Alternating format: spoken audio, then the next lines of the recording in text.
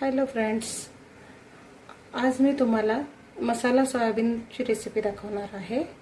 Generally सगळेच करतात, पण माझ्या पद्धतीने तुम्ही एकदा करून पहा। अगदी घरगुती साहित्य वापरून आणि सोपी रेसिपी मी तुम्हाला दाखवणार आहे।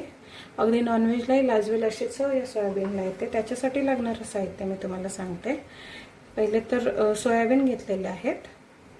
त्याच्यानंतर मसाल्यामध्ये काळा मसाला घेतलाय, घरचा लाल तिखट, हळद, थोडंसं हिंग, नंतर कांदा खोबऱ्याचं वाटण केलेलं आहे भाजून, ते वाटण घेतलंय अर्धी वाटी, आलं लसूण पेस्ट आहे, फोडणीसाठी कढीपत्ता, बारीक चिरलेला टोमॅटो आणि बारीक चिरलेला कांदा, आणि त्यानंतर वरतून टाकण्यासाठी कोथिंबीर आपण घेतली।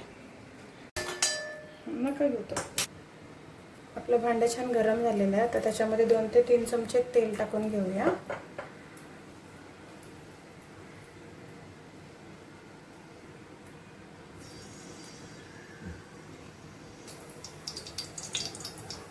ओके,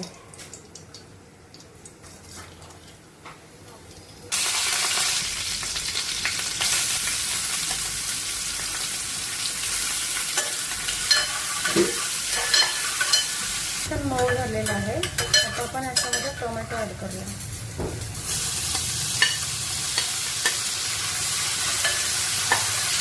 त्यात आपण चवीनुसार मीठ घालून घेणार आहोत, म्हणजे आपला कांदा पटकन शिजेल आणि टोमॅटो सुद्धा छान स्मॅश होईल लवकर।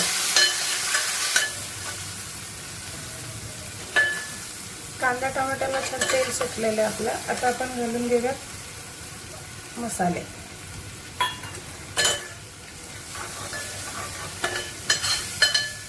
सोबतच आपण आले लसूण पेस्ट पण घालणार आहोत, साधारण चमचाभर आले लसूण पेस्ट आणि कांदा खोबऱ्याचं वाटण सुद्धा 2 चमचे आपण याच्यामध्ये घालणार आहोत।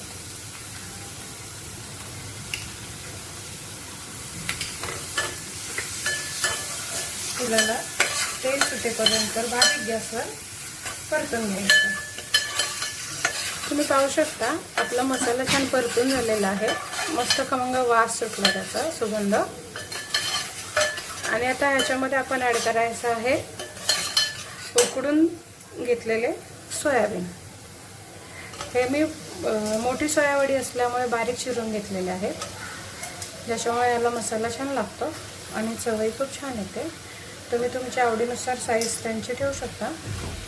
आता या मसाल्यामध्ये हे छान कोट करून घ्यायचं आहे, सगळा मसाला सोयाबीनला लागला पाहिजे। त्याच वेळेला मी बाजूच्या गॅसवर 2 वाट्या पाणी गरम करायला ठेवलं आहे। तुम्ही पाहू शकता आपले सोयाबीन मसाल्यामध्ये छान कोट झालेले आहे, सगळा मसाला सोयाबीनला मस्त लागलाय। हे असं पण खायला खूप छान लागतं, पण आपल्याला रस्सा भाजी करायची आहे, त्याच्यामुळे याच्यामध्ये 2 वाट्या आपण गरम पाणी घालणार आहोत।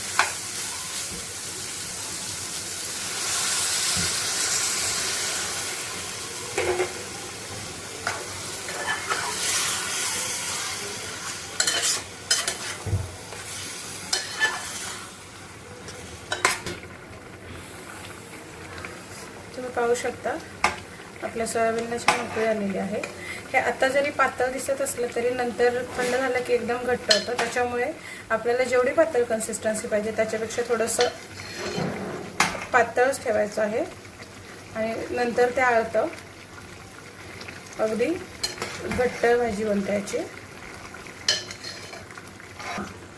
हे आता असंच आपण 5 मिनिटं बारीक गॅसवर उकळी देणार आहोत, त्याच्यानंतर आपली सोयाबीनची भाजी तयार आहे।